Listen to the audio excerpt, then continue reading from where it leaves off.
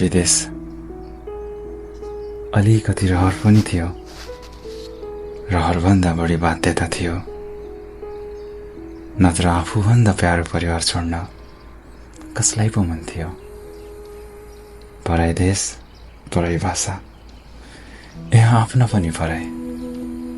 न खाने ठेगान छ, न सुत्ने। सजिलो छैन नि विदेशको बसाई। घरको याद आउँछ, दुरु दुरु रुन मन लाग्छ।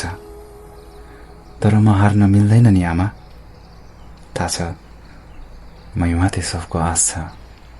कमाउला, जमाउला, अनि घर पठाउला।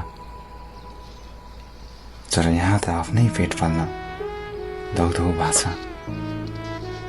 तर केही छैन, एक दिन सबै ठिक होला।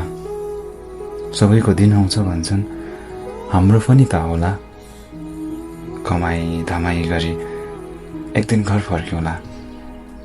अनि तिम्रै छेउ बसी चैनको सास फेरौँला आमा।